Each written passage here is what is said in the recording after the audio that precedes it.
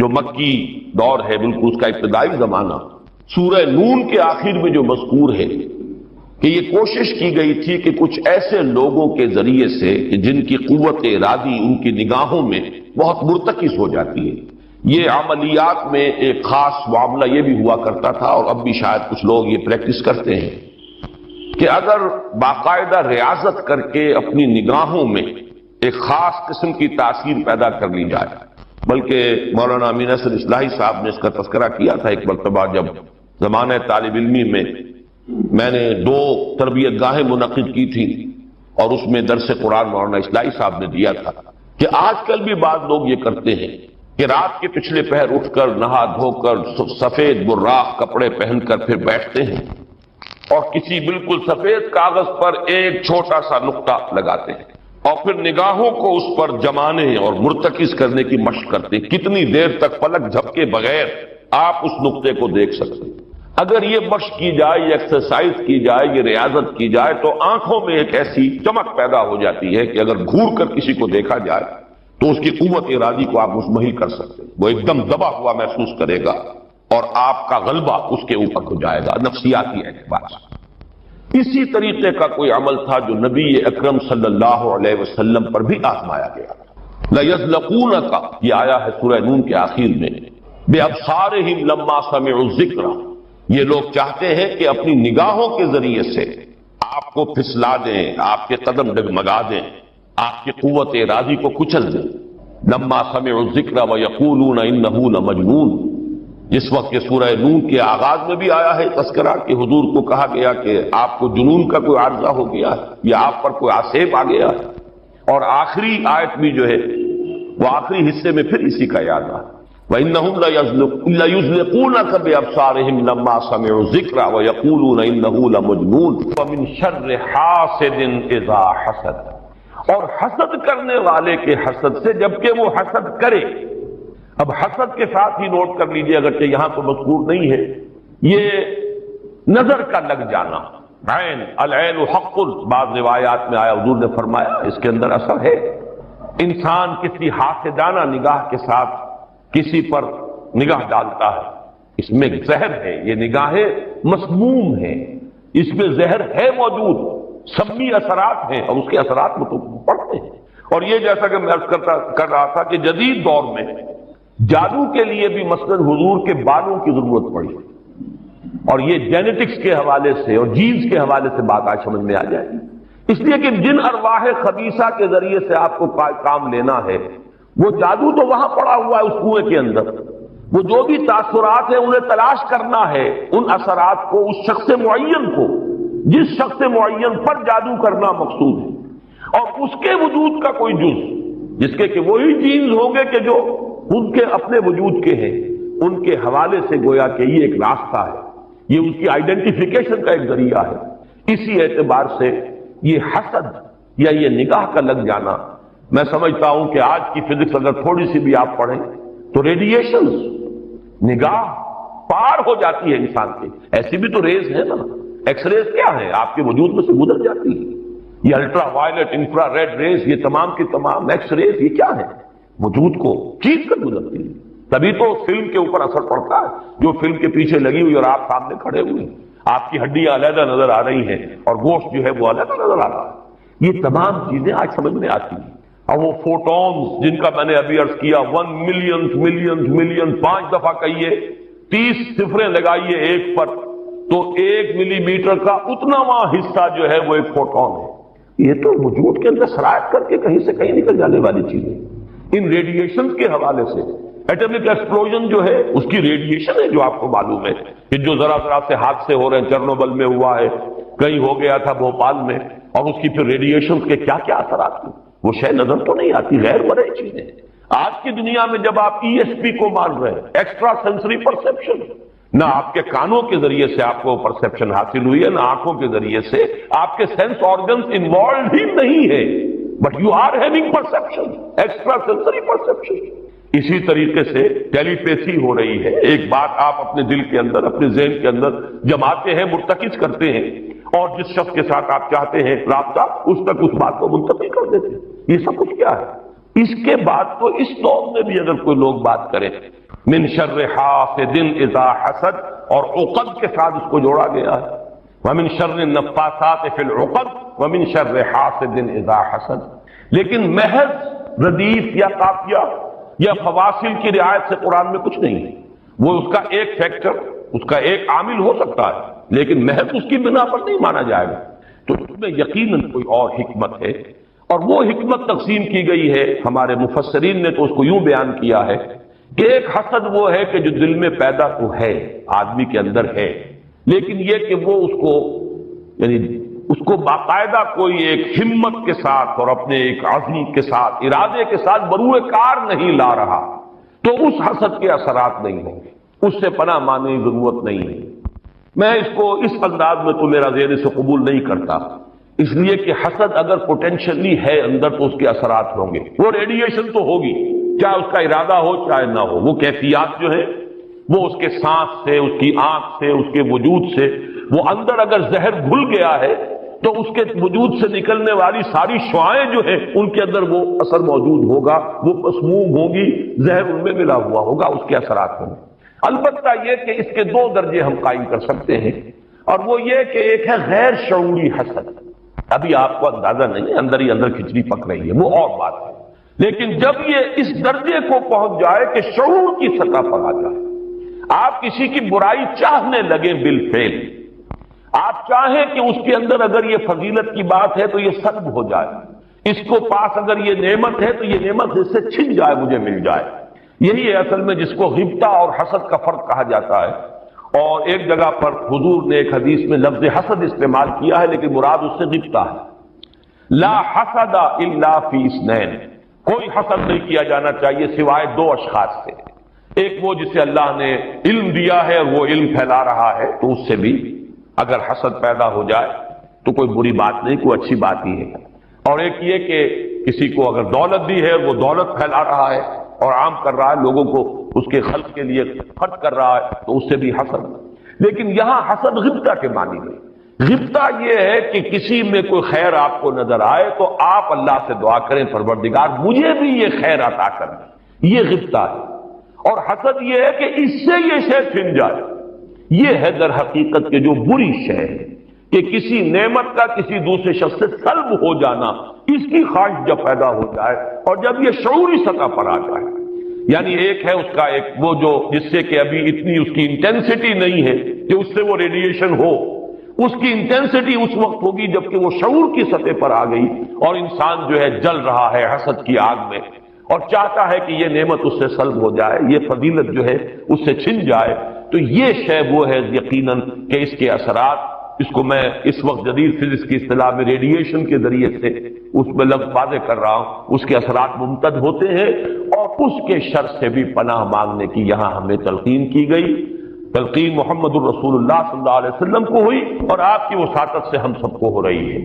قل اعوذ برب الفلق من شر ما خلق ومن شر غاسق اذا وقب ومن شر النفاثات في العقد ومن شر حاسد اذا حسد۔ میں جب بھی یہ سورت پڑھتا ہوں تو اگرچہ یہ کہیں مجھے کوئی معصور تو یہ شے نہیں ملی ہے، لیکن اس کے فوراً بعد بالکل کسی تصنع کے بغیر میرے یہ الفاظ بھی زبان پر آ جاتے ہیں۔ اللہم انی اعوذ بک یا رب الفلق من شر ما خلقت ومن شر غاسق اذا وقب ومن شر النفاثات في العقد ومن شر حاسد اذا حسد۔ اسی طرح قل اعوذ برب الناس ملک الناس، تو وہاں بھی اللہم انی اعوذ بک یا ربی و رب الناس و یا الہی و الہ الناس و یا ملکی و ملک الناس۔ تو اس طریقے سے گویا کہ اس لفظ قل کیونکہ یہ فعل امر ہے، حکم ہے، تو اس پر ہم اگر فوری طور پر اس کی تعمیل کیا کریں تو یہ اگرچہ معقول نہیں ہے، میں صرف اپنے ذوق کی بات کہہ رہا ہوں، اور بہرحال اس میں کوئی شے ممنوع نہیں ہے، دعا تو ہم مانگ سکتے ہیں، تو دعا ہی کی شکل ہے، تو جو الفاظ ہمیں اللہ نے تلقین کیے ہوں انہی کے حوالے سے ہم وہ دعا مانگے، تعوذ کریں۔ قل اعوذ بک، قل کو چھوڑ دیجئے، اعوذ بک، اللہم انی اعوذ بک یا رب الفلق من شر ما خلقت اب یہ خلقہ کی بجائے مخاطب کیونکہ ہم کر رہے ہیں اللہ کو، من شر ما خلقتا، آگے چونکہ تو الفاظ رہیں گے ان میں کوئی تبدیلی کی ضرورت نہیں ہے۔ مولانا محمد قاسم نانوتوی دیوبند کے مؤسسین میں سے، مولانا رشید احمد گنگوہی اور مولانا محمد قاسم نانوتوی رحمہم اللہ، یہ دو ہیں اصل میں یہ دارالعلوم دیوبند کے مؤسس، اس کی ابتدا کرنے والے۔ ان کے شاگرد شیخ الہند، ان کے شاگرد علامہ شبیر احمد عثمانی، تو انہوں نے یہی الفاظ لکھے ہیں کہ استاد الاستاذ نے جو بات لکھی ہے وہ میں بیان کر رہا ہوں۔ ویسے یہ کہ مولانا عبدالعزیز شاہ عبدالعزیز رحمۃ اللہ علیہ نے بھی اس پر کوئی کتاب لکھی ہے، وہ بہرحال میری نظر سے نہیں گزری، وہ تمثیل اب میں بیان کر رہا ہوں، بڑی پیاری تمثیل ہے۔ انہوں نے تمثیل یہ دی ہے کہ اگر کوئی باغبان یا کوئی اور کھیتی کرنے والا جو ایک پودا لگاتا ہے، کوئی فصل ہے اس کا، کوئی ایک جو ہے بیج یا دانہ پھوٹا ہے، اب یہ جو پودا ہے باغبان یہ چاہتا ہے یہ پروان چڑھے، پھلے پھولے، اسے کوئی گدن نہ پہنچے، کوئی نقصان نہ ہو، اس کی حفاظت کا بندوبست کرے گا تاکہ جس کام کے لیے یہ پودا لگایا وہ مقصد حاصل ہو۔ پودا تو مقصود نہیں ہے، مقصود تو اگر آم کا پودا ہے تو آم کا پھل اس سے حاصل کرنا مقصود ہے۔ تو چار قسم کی اس کے اوپر آفات آ سکتی ہیں۔ پہلی آفت مثلاً حیوانات، جو سبزی خور حیوان ہے وہ اسے کھا نہ جائے، لہذا کوئی جالا آپ اس کے گرد جالی لگاتے ہیں، کوئی باڑ لگاتے ہیں، اس سے بچاتے ہیں، اور یہ جو جانور آ کر کھائے گا، بکری فرض کھا جاتی ہے آ کر، تو یہ کوئی اس کی نیت آپ کو ضرر پہنچانے کی نہیں ہے، یہ اس کی طبعی ایک خاصیت ہے، یہ تو اس کی جبلت ہے، یہ اس کی طبیعت ہے، اس کا تقاضا ہے، آپ سے کوئی دشمنی نہیں ہے اس سے، بلکہ یہ کہ در حقیقت اس کی اپنی طبیعت کا ایک تقاضا ہے۔ چنانچہ وہ شعر بھی انہوں نے کوٹ کیا ہے، ایسے اقرب ناز پے کی نسل اقتضائے طبیعتش کی نسل، بچھو جو ڈنک مارتا ہے تو یہ آپ سے کوئی دشمنی اسے نہیں ہے، یہ اس کی طبیعت کا، اس کی جو بھی جبلت ہے اس کا تقاضا ہے۔ سانپ کے بارے میں بھی آپ کو معلوم ہے کہ عام طور پر اگر اس کو آپ کوئی نقصان نہ پہنچائیں، پاؤں پڑتا ہے سانپ پر تو وہ ڈنک مارتا ہے اور ڈستا ہے، ورنہ عام طور پر وہ حملہ نہیں کرتا، یہ اس کے دفاع کا ایک جز ہے، اس کی خلقت کا ایک جز ہے۔ ایک خطرہ تو یہاں سے آیا، آپ نے باڑ لگا دی، آج کل جو ہے جالی لگا دی جاتی ہے لوہے کی۔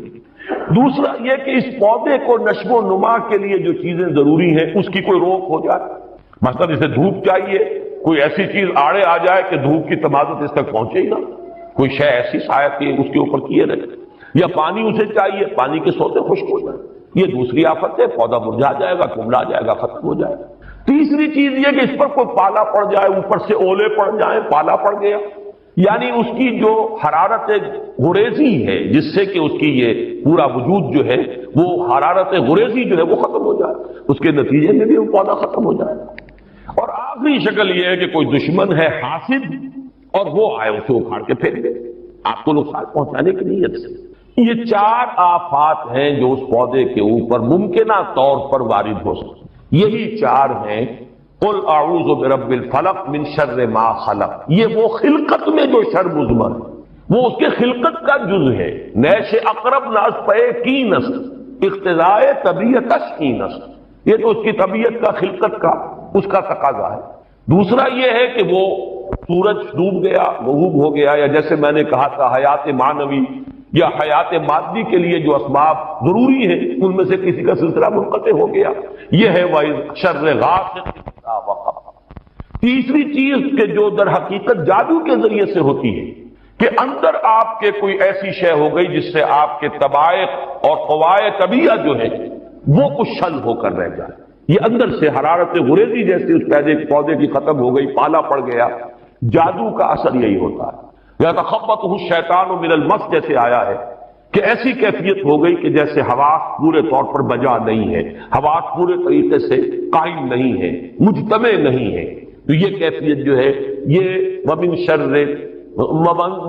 النفاثات فی العقد ومن شر حاسد اذا حسد، جیسے ایک دشمن نے آ کر دشمنی اور آپ کو گزن پہنچانے کے لیے، دشمنی نکالنے کے لیے پودے کو لیکن لا یعلم من بعد علم شیئا، بڑے بڑے عالم، بڑے بڑے فاضل پھر بچے بن کر رہ جاتے ہیں، دماغی صلاحیتیں معوف، قوا جو ہے مزمحل، اس کے درمیان کتنا عرصہ ہے، میکسیمم وقت جو ملتا ہے انسان کو کام کا، ایکسیپشنل ہے لوگ، لیکن ایوریج جو ہے 30 ایئرز سے زیادہ آپ کا زندگی کا جو ہے در حقیقت جس میں آپ اپنے کسی ارادے سے، اپنے کسی پلاننگ کے تحت، اپنے خود پیش کسی نقشہ کار کے طریقے سے کوئی کام کریں۔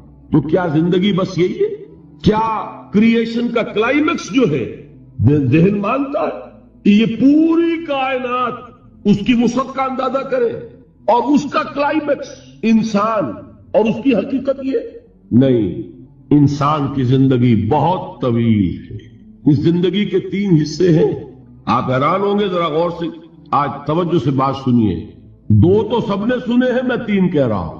ہماری کریشن کب ہوئی تھی؟ ازل میں، جب روحوں کی شکل میں ہمیں پیدا کر دیا گیا تھا، جن سے اللہ تعالیٰ کا وہ مکالمہ ہوا تھا، الستو بربکم قالوا بلا، میں بھی تھا، آپ بھی تھے۔ ہر شخص نے اللہ سے معاہدہ کیا تھا، الستو بربکم قالوا بلا، کیوں نہیں، شہیدنا، ہم گواہ ہیں، اے اللہ تو ہی ہمارا رب ہے، ہمارا مالک ہے۔ یہ معاہدہ کیا تھا کہ نہیں؟ ہم سب تھے۔ فرق کیا ہے؟ صرف ہماری ارواح تھی، یہ اجساد نہیں تھے، جسم نہیں تھے، ارواح تھی۔ تو کریشن تو اس وقت سے ہے۔ ایک زندگی ہماری وہ ہے جو ہم بتا آئے، ایک زندگی یہ ہے کہ ایک جسم کے ساتھ، وہ جسم جو زمین سے بن رہا ہے، پیدا ہو رہا ہے، زمین کی غذا سے پل رہا ہے، اس کے ساتھ اس روح کو شامل کر دیا گیا۔ یہ ہماری حیات دنیاوی ہے۔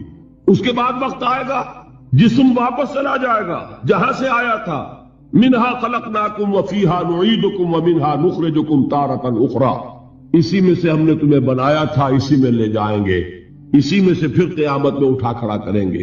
لیکن کیا روح بھی دفن ہو جاتی ہے؟ نہیں، تمہاری اصل حقیقت وہ اس وقت لوٹتی ہے وہاں جہاں سے وہ آئی تھی۔ یہ مفہوم ہے انا للہ و انا الیہ راجعون۔ ہماری ارواح وہاں سے آئی تھی، وہیں لوٹ جائیں گی۔ ہمارا جسم زمین سے آیا تھا، زمین میں لوٹ جائے گا۔ یہ زمینی شے ہے، وہیں سے آئی تھی، وہیں دفن ہو جائے، دفن ہو، جلا دی جائے، جو بھی ہو وہیں جائے۔ چیلے کھا جائیں گے پارسی کی لاش کو، تو چیلے بھی تو پھر مٹی بن کر مٹی میں مل جائے۔ بہرحال یہیں سے تم آئے، یہیں جاؤ گے۔ لیکن ہم در حقیقت جس شے سے عبارت ہے وہ ہمارا جسم نہیں ہے، بلکہ وہ ہے ہماری روح۔ وہ روح جو ہے وہ تو اس وقت سے ہے، الستو بربکم جب ہم نے کہا تھا، اس کے بعد ہمیں یہاں بھیجا گیا اس جسم کے ساتھ، اور وہ روح واپس جائے گی۔ انا للہ و انا الیہ راجعون۔ اب اس کو آپ نے سمجھا؟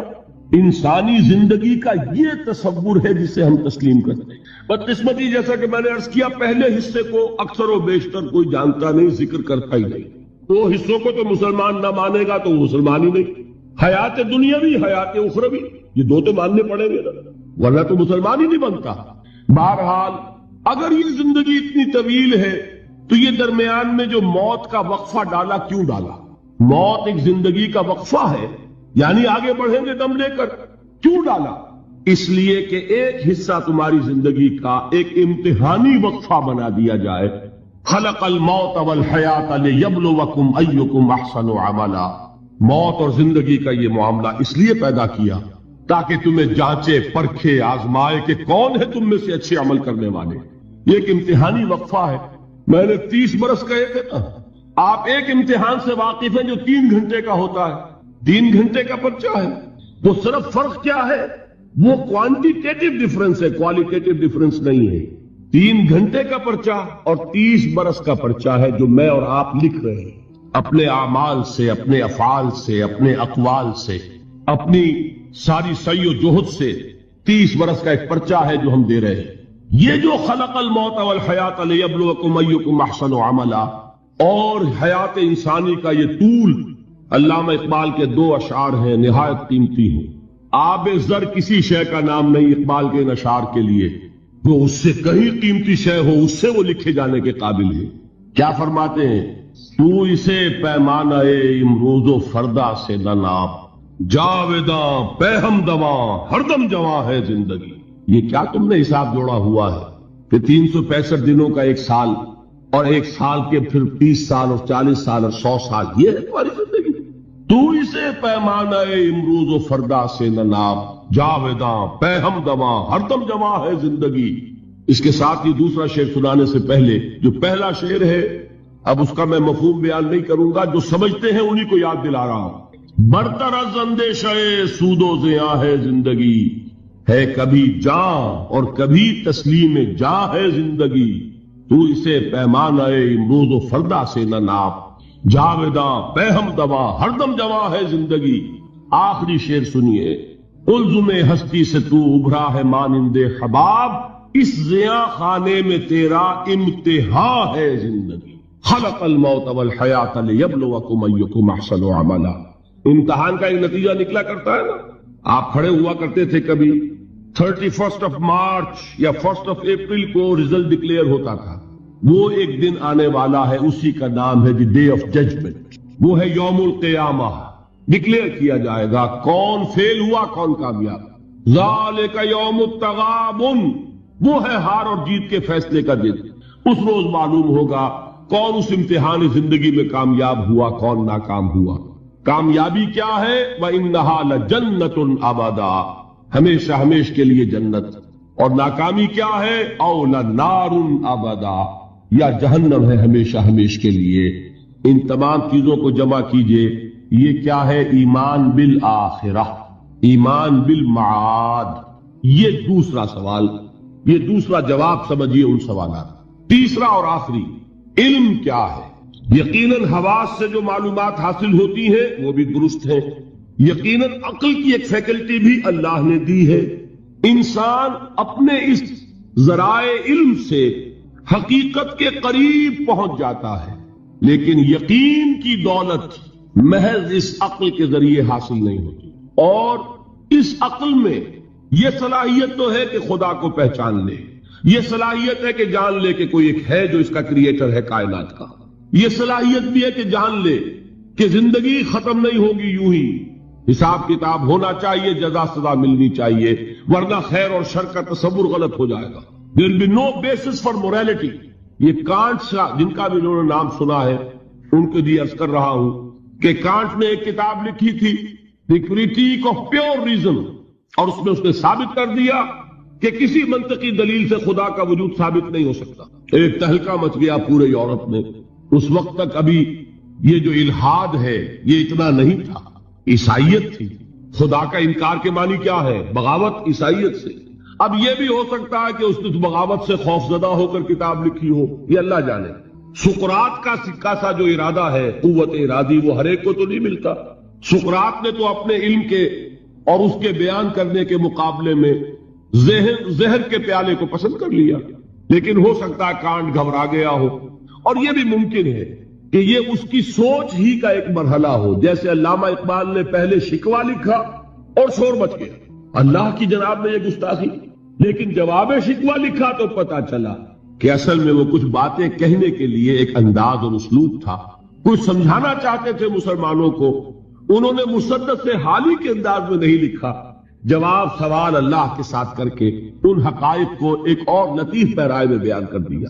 اسی طریقے سے ہو سکتا ہے کانٹ کی دوسری کتاب کا معاملہ ہو، دی کریٹیک آف پریکٹیکل ریزن، اور اس میں وہ ثابت کرتا ہے انسانی اخلاقیات کے لیے کوئی بنیاد نہیں ہے جب تک کہ اللہ کو نہ مانا جائے۔ نیکی کو انسان پہچانتا ہے، لیکن کیوں نیک بنے، اس کیوں کا کوئی جواب ہمارے پاس نہیں۔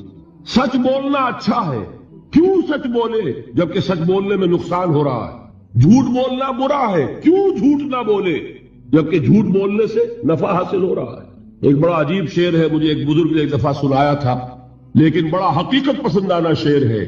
اے صداقت بر تو لعنت از تو رنجے یافتم، اور اے صداقت کے مقابلے میں کوئی اور لفظ تھا، اے خیانت بر تو رحمت از تو گنجے یافتم، اے خیانت تیرے اوپر خدا کی رحمتیں ہو، تیری وجہ سے مجھے خزانہ ملا ہے، اور اے صداقت تجھ پر لعنت ہو، تیری وجہ سے دوست بھی ناراض ہو گئے۔ سچ بولیے، دوست راضی رہے گا؟ کوئی شخص سچ سن کر راضی نہیں رہتا، لوگوں کو راضی، دوستوں کو راضی رکھنے کے لیے جھوٹ بولنا پڑتا۔ تو اے صداقت یا اے دیانت کہہ لیجئے، اے دیانت بر تو لعنت از تو رنجے یافتم، رنج ملا مجھے اور تو کچھ نہیں ملا، لوگ ناراض ہو گئے، غصہ ہو گئے، اور اے خیانت بر تو رحمت از تو گنجے یافتم، گنج ملا، خزانہ ملا۔ تو دنیا کی کیفیت تو یہ، پھر کیوں کوئی شخص سچ بولے، کیوں کوئی شخص جھوٹ نہ بولے، کیوں دیانت برتے، کیوں خیانت نہ کرے؟ اس کے لیے لاکھ آپ کوششیں کر لیں، پولیس کھڑی کر دیں، چوکیاں بنا دیں، جس کا داؤ چل جائے گا وہ خیانت کرے ہی کرے گا۔ اس کو روکنے والی ایک شے ہے اللہ پر ایمان۔ یہ میں بات کس کی بیان کر رہا ہوں؟ کانٹ کی۔ بغیر خدا کو مانے ہوئے اخلاق کے لیے کوئی بنیاد۔ تو یہ ہے وہ چیز جو میں آپ کو بتا رہا ہوں کہ علم انسان کا اس کے حواس سے جو حاصل ہوتا ہے علم، سائنٹیفک علم وہی ہے۔ قرآن نے کبھی اس کی نفی نہیں کی۔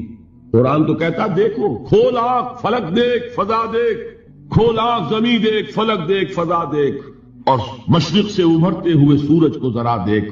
افلا ينظرون الى الابل كيف خلقت والى السماء كيف رفعت والى الجبال كيف نصبت والى الارض كيف سطحت۔ قرآن نے دعوت دی ہے، یہ علم بھی صحیح ہے، حقیقی ہے۔ پھر تعقل، تفکر، افلا تعقلون، افلا تتفکرون، افلا یعقلون، یہ سارا قرآن نے کہا۔ ان دونوں کو اپروو کرتے ہوئے، تسلیم کرتے ہوئے قرآن کہتا ہے اس کی لمٹ ہے، یہ علم تمہیں حقیقت کے دروازے تک تو پہنچا دے گا، اندر داخل نہیں کرے گا۔ بڑے پیارے الفاظ اقبال کے، گزر جا عقل سے آگے کہ یہ نور چراغ راہ ہے منزل نہیں ہے۔ اور کیا کبھی عقل گو آستہ سے دور نہیں، اس کی قسمت میں پر حضور نہیں ہے، قریب لیکن حضور نہیں ہوگا۔ انسان کو حقیقت کے حضور میں حاضری اور علم الیقین کا حصول صرف وحی کے ذریعے سے ممکن ہے۔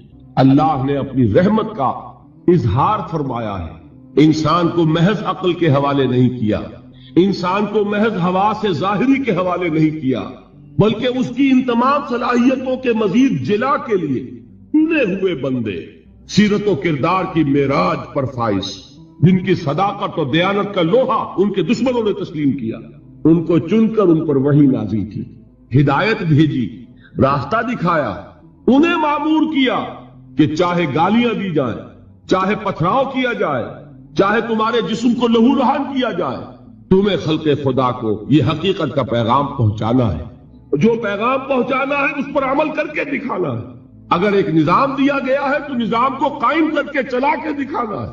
یہ جلیل القدر ہستیاں انسان تھے، نسل آدم میں سے تھے، اس میں کوئی شک نہیں، لیکن یہ جلیل القدر ہستیاں، انہیں ہم کہتے ہیں یہ انبیاء ہیں، جن کو اللہ نے چنا، جن کو پسند فرمایا۔ اللہ یصطفی من الملائکۃ رسلا ومن الناس، اللہ چن لیتا ہے فرشتوں میں سے بھی اپنے پیغام رساں اور انسانوں میں سے بھی۔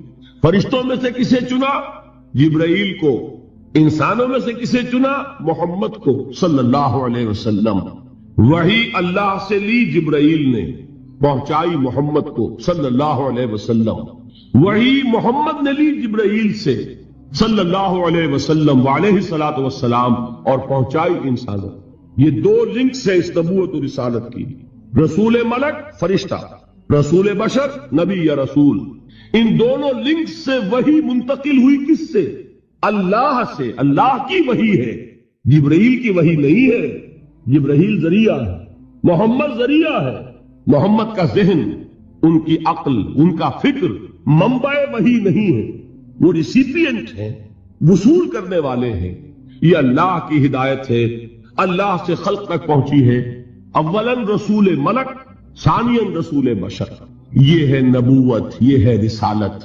یہ نبوت اور رسالت اپنے زینت پر پہنچی، اپنے کلائمیکس کو پہنچی، اور اپنے زینت اور کلائمیکس اور نقطہ عروج کو پہنچ کر ختم ہو گئی، اور یہ نام ہے محمد الرسول اللہ صلی اللہ علیہ وسلم، خاتم الانبیاء، رحمت للعالمین، خاتم النبیین، آخر المرسلین۔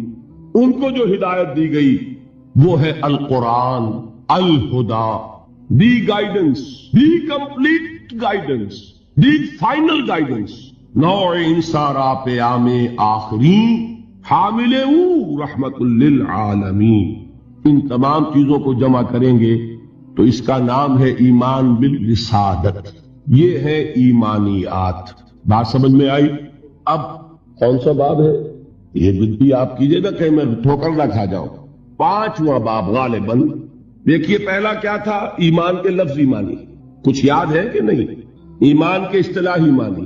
نمبر 3 ایمان کا سبجیکٹ میٹر یا موضوع، نمبر 4 ایمانیات کی تفصیل، اور ان کو ہم نے گروپ کیا 3 ایمانیات میں، ایمانیات ثلاثہ، توحید یا ایمان باللہ، معاد یا ایمان بالآخرہ، اور ایمان بالرسالت۔ تو 5واں باب ہے ان ایمانیات ثلاثہ کی ریلیٹو امپورٹنس، ایک دوسرے کے نسبت سے اہمیت کیا ہے۔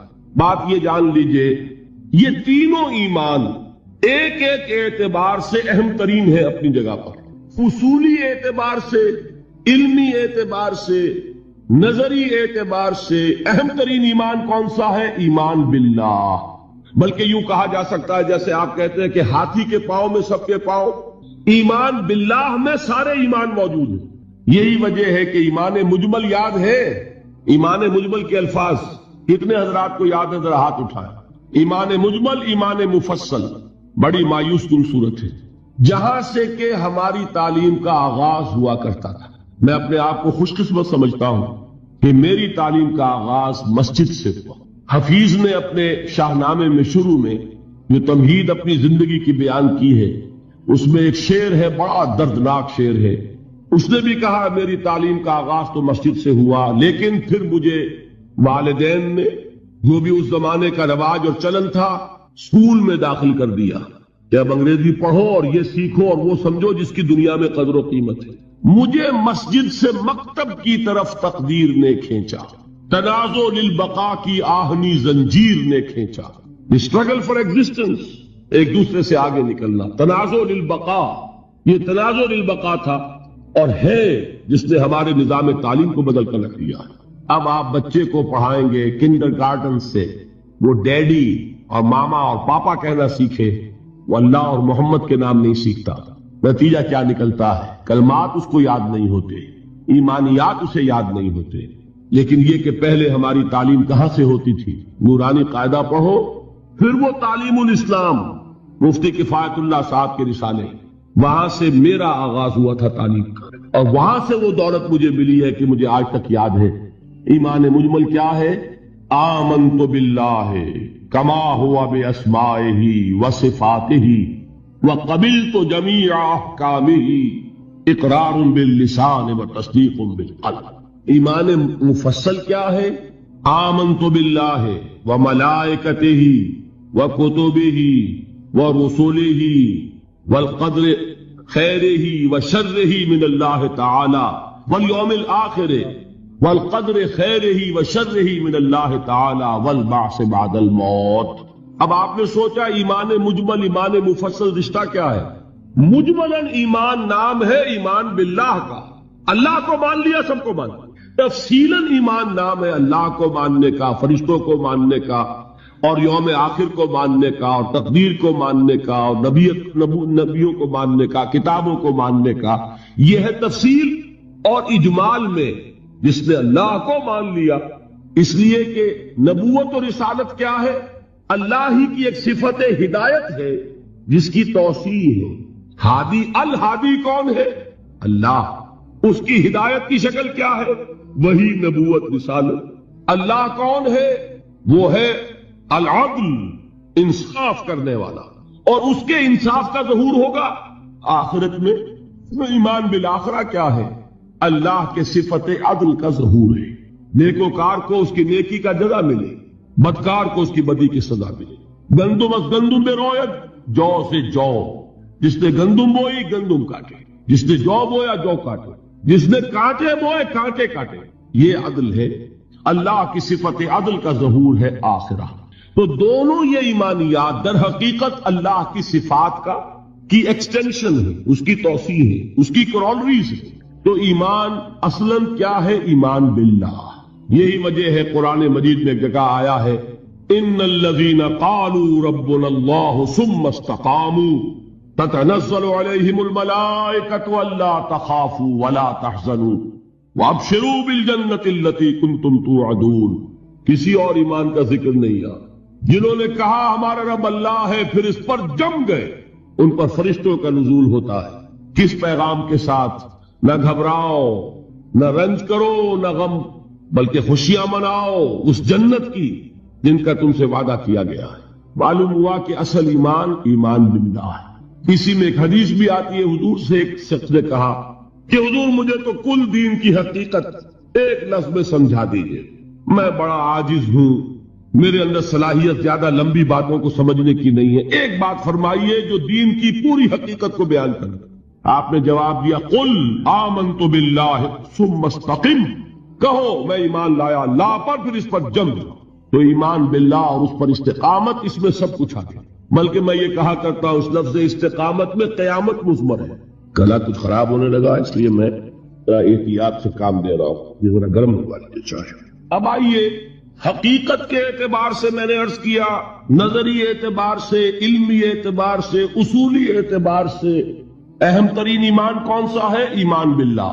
اب لیجئے قانونی اعتبار سے، شرعی اعتبار سے، فقہی اعتبار سے اصل ایمان ہے ایمان بالرسالت۔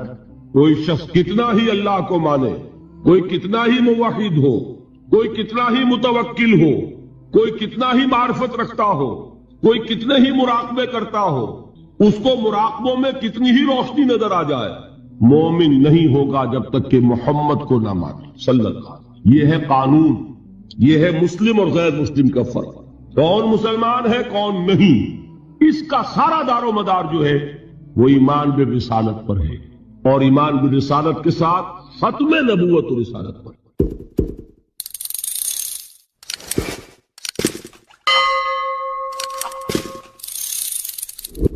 آیت الکرسی ایک لمبی آیت ہے، جیسے آیت البر ایک لمبی آیت تھی، اور اس کو حضور نے فرمایا ہے سیدت و آیات القرآن، پورے قرآن مجید کی آیات کی سردار ہے یہ، اور یہ شرک فی صفات کے ضمن میں یہ شمشیر قاطع ہے، شمشیر برہان ہے۔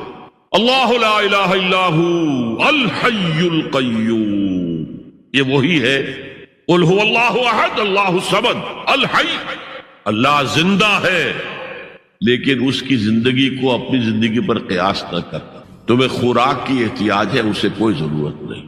ما ارید منہم من رزق وما ارید ان یطعمون، مجھے کوئی احتیاج نہیں کہ مجھے کوئی رزق پہنچائیں، رزق دیں، مجھے کھلائیں، مجھے کوئی ضرورت نہیں۔ پھر تمہاری حیات، نیند، اونگ، تھکان، ان تمام کمزوریوں کے ساتھ ہے۔ وہ الحی ہے، اپنی ذات میں خود زندہ ہے، حیات اس کی ذاتی ہے، کسی اور نے عطا نہیں کی ہے۔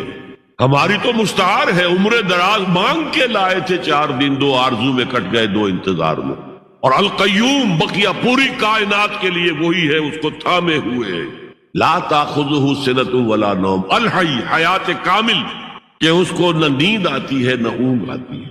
لہو ما فی السماوات و ما فی الارض، آسمان اور زمین میں جو کچھ ہے اسی کی ملکیت ہے۔ تم کسٹوڈینز ہو، تم امین ہو، ای امانت چند روزہ نزدماس، در حقیقت مالک شے ہر شے خداست۔ یہاں تک کہ یہ میرا جسم بھی میرے پاس امانت ہے۔ میں کون ہوں؟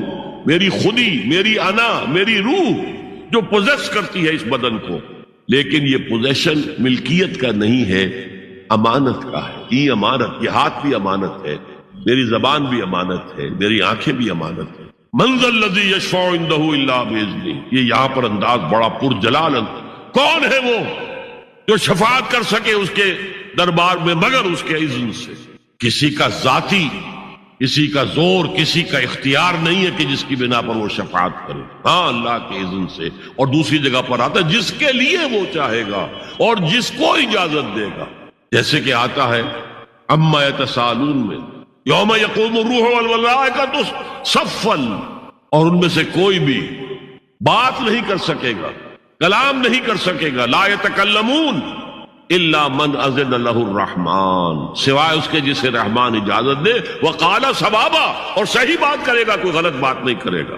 یعلم ما بین ایدیہم وما خلفہم ولا یحیطون بشیء من علمہ الا بما شاء، وہ تو جانتا ہے جو کچھ بھی ان کے سامنے ہے اور ان کے پیچھے ہے، اور یہ کوئی احاطہ نہیں کر سکتا مخلوقات میں سے، اس کے علم میں سے کسی کا بھی، سوائے اس کے جو وہ خود چاہے۔ یہاں بڑے ہی لطیف انداز میں شفاعت باطلہ کے تصور کی نفی ہو گئی۔ دیکھیے، آپ کہیں جا کر کسی مجسٹریٹ سے سفارش کرتے ہیں تو کیا کہتے ہیں؟ اجی یہ فائل کے اوپر جو کچھ ہے آپ اس پر نہ جائیے، یہ گواہیاں وغیرہ جھوٹی ہو گئی ہیں، میں آپ کو بتاتا ہوں اصل بات کیا ہے۔ اللہ کے سامنے کوئی یہ کہہ سکے گا اے اللہ تیرے علم میں نہیں ہے میرے علم میں؟ یعلم ما بین ایدیہم وما خلفہم، وہ تو جانتا ہے جو کچھ ان کے سامنے اور جو کچھ ان کے پیچھے ہے. ولا یحیطون بشیء من علمہ الا بما شاء، اور ان میں سے کوئی بھی، جیسے کہ میں ابھی بتا چکا ہوں، بریلوی مکتب فکر بھی کہہ رہا ہے کہ اللہ کا دیا ہوا علم ہے، محمد رسول اللہ کا جتنا ہے، لا محدود نہیں ہے، محدود ہے، قدیم نہیں ہے، حادث ہے. تو جتنا اللہ چاہتا ہے، جس کے لیے جتنا چاہتا ہے، لیکن اس کے علم میں سے احاطہ نہیں کر سکتا کوئی مگر جو وہ چاہے. وسع کرسیہ السماوات والارض، اس کا اقتدار چھایا ہوا ہے، مستولی ہے، آسمانوں پر بھی اور زمین پر بھی. ولا یعودہ حفظہما، اور اسے عاجز نہیں کر سکتی ان دونوں کی حفاظت. قیوم وہی ہے، صمد وہی ہے، لیکن اسے کوئی تکان تاری نہیں ہوتی، عاجز نہیں ہوتی. یہ اصل میں نفی ہے. جو تورات حافظے سے مرتب کی گئی تھی، 587 میں نبوکڈنضر کا جو حملہ ہوا تھا، اس میں اصل تورات گم ہو گئی. اس وقت سے آج تک وہ اصل تورات ان کے پاس نہیں. پیریڈ آف کیپٹیوٹی سے واپس آئے ہیں بیت المقدس میں، سائرس کے لطف و کرم کی وجہ سے، ذوالقرنین کے لطف و کرم کی وجہ سے، پھر یادداشتوں سے لوگوں نے وہ تورات مرتب کی ہے. تو اس میں انسانی فکر شامل ہو گیا. لہذا وہاں یہ لکھا ہے اللہ نے 6 دنوں میں آسمان اور زمین پیدا کیے اور 7ویں دن آرام کیا، یعنی کوئی تکان لائق ہو گئی. قرآن نے کہا، اللہ تعالیٰ نے فرمایا سورہ قاف میں، وَلَقَدْ خَلَقْنَا السَّمَاوَاتِ وَالْأَرْضَ وَمَا بَيْنَهُمَا فِي 6 أَيَّامٍ وَمَا مَسَّنَا مِن لُغُوبٍ. یقیناً ہم نے آسمان اور زمین اور جو کچھ ان دونوں کے مابین ہے انہیں 6 ہی دنوں میں پیدا کیا. وہ بات ٹھیک ہے، لیکن ہمیں کوئی تکان لائق نہیں ہوئی کہ ہمیں کسی آرام کی ضرورت ہو. لا یعودہ حفظہما وہو العلی العظیم. العلی وہی ہے سب سے بلند و بالا. لتکون کلمۃ اللہ ہی العلیٰ، تاکہ اللہ کا کلمہ سب سے سربلند ہو جائے، اور وہی عظیم ہے، عظمت والا. اللہ تعالیٰ مجھے اور آپ کو اس سے بچائے، اپنے سابقہ زندگی کے گناہوں پر توبہ کرنے کی اور اللہ سے استغفار طلب کرنے کی توفیق عطا فرمائے، اور اپنے دینی فرائض کی انجام دہی کے لیے کمر بستہ ہو جانے کا عزم مصمم کر لینے کی توفیق عطا فرمائے. زندگی میں دکھ اور سکھ ان کا چولی دامن کا ساتھ ہے. دکھ بھی ہے، سکھ، سردی کے ساتھ گرمی بھی ہے، نرمی کے ساتھ سختی بھی. ان مع العسر یسرا، ان مع العسر یسرا، یسر کے ساتھ عسر ہے، عسر کے ساتھ یسر. لیکن انسان نفسیاتی طور پر متاثر جو ہوتا ہے زیادہ، وہ تکلیف سے، دکھ سے. خوشی آتی ہے تو وہ ایسے گزر جاتی ہے، اس کا وقت کا بھی پتہ نہیں چلتا، گزر بڑی تیزی کے ساتھ وقت گزر جاتا ہے. لیکن غم کا معاملہ ہو جائے تو ایک ایک لحظہ جو ہے وہ بڑا کٹھن ہو جاتا ہے، بڑی مشکل سے گزر. تو انسان کے احساسات پر زیادہ جو اثر آتا ہے وہ دکھ کا. بعض فلسفے دنیا میں ایسے ہیں کہ جنہوں نے اس دکھ، خاص طور پر جو حساس انسان اس کو محسوس کرتا ہے، اس کے اعتبار سے یہ کہا ہے کہ دنیاوی زندگی نرا دکھ ہی دکھ ہے. آپ کو معلوم ہے کہ تعداد انسانوں کی بہت بڑی تعداد ہے جو بدھ مت کی پیروکار ہے، اور بدھ مت کا کلمہ طیبہ یہ ہے، یعنی یہ ان کا اصل الاصول ہے، جیسے ہمارے دین کا اصل الاصول ہے لا الہ الا اللہ محمد رسول اللہ، کلمہ طیبہ. ان کا جو کلمہ طیبہ ہے وہ یہ سروم دکھم، سب دکھ ہی دکھ ہے، سب مصیبت ہی مصیبت ہے. انسانی زندگی جو ہے وہ تو صرف دکھوں سے اور تکلیفوں سے عبارت ہے. اسی کو غالب نے بھی کہا ہے، آپ نے یہ شعر بھی غالب کا میں نے بہت سے دروس میں سنا ہوگا کہ قید حیات و بند غم اصل میں دونوں ایک ہے. یہ قید حیات ہے. ابھی آپ حدیث سن رہے تھے، الدنیا سجن المومن، مومن کے لیے یہ دنیا کی زندگی جو ہے جیل خانہ ہے. یہ قید ہے، قید حیات. جیسے جیل میں آدمی اپنی مرضی سے نہیں جاتا، بھیجا جاتا ہے، اپنی مرضی سے نہیں نکلتا بلکہ نکالا جاتا ہے. اسی طرح لائی حیات آئے قضا لے چلی چلے، اپنی خوشی سے آئے نہ اپنی خوشی چلے. تو دنیا کی زندگی جو ہے وہ واقعتاً ایک اعتبار سے قید خانہ ہے. قید حیات و بند غم اصل میں دونوں ایک ہیں. جب تک یہ زندگی رہے گی غم بھی لگا رہے گا، تکلیفیں لگی رہیں گی، مصائب آتے رہیں گے، انسان کو دکھوں کا سامنا رہے گا، واسطہ رہے گا. موت سے پہلے آدمی غم سے نجات پائے گا.